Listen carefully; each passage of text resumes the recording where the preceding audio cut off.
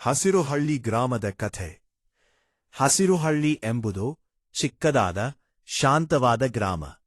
ಬೆಳಗಿನ ಜಾವ ಕೋಳಿಗಳ ಕೂಗು, ಸಂಜೆ ಹೊತ್ತು ಹಸುಗಳ ಗಂಟೆಗಳ ಶಬ್ದ ಇದೇ ಗ್ರಾಮದ ದಿನಚರಿ.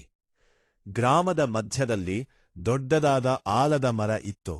ಅದು ಗ್ರಾಮಸ್ಥರ ಬದುಕಿನ ಭಾಗವಾಗಿತ್ತು. ಪ್ರತಿ ಸಂಜೆ ಮಕ್ಕಳು ಆ ಮರದ ಕೆಳಗೆ ಆಟವಾಡುತ್ತಿದ್ದರು. ಹಿರಿಯರು ಅಲ್ಲಿ ಕೂತು ಹಳೆಯ ಕಥೆಗಳನ್ನು ಹೇಳುತ್ತಿದ್ದರು. ಆ ಆಲದ ಮರ ಎಲ್ಲರಿಗೂ ನೆರಳಾಗಿತ್ತು. ಒಂದು ವರ್ಷ ಭೀಕರ ಬರ ಬಂದಿತು. ಬಾವಿಗಳು ಒಣಗಿದವು, ಬೆಳೆಗಳು ಹಾಳಾದವು. ಕೆಲವರು ಆ ಆಲದ ಮರವನ್ನು ಕಡಿದು ಮಾರಿಬಿಡೋಣ ಎಂದು ಯೋಚಿಸಿದರು. ಆ ಸಮಯದಲ್ಲಿ ರವಿ ಎಂಬ ಬಾಲಕ ಮುಂದು ಬಂದು ಹೇಳಿದನು, ಈ ಮರ ನಮ್ಮ ಗ್ರಾಮವನ್ನು ಕಾಯುತ್ತಿದೆ, ಇದನ್ನು ಕತ್ತರಿಸಬೇಡಿ. ಗ್ರಾಮಸ್ಥರು ಅವನ ಮಾತು ಕೇಳಿ ನಿರ್ಧಾರ ಬದಲಿಸಿದರು.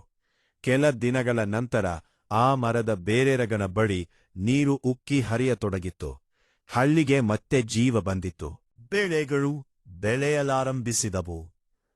ಅಂದು ಗ್ರಾಮಸ್ಥರು ಅರಿತುಕೊಂಡರು, ಪ್ರಕೃತಿಯನ್ನು ಕಾಪಾಡಿದರೆ ಪ್ರಕೃತಿಯೇ ನಮ್ಮನ್ನು ಕಾಪಾಡುತ್ತದೆ.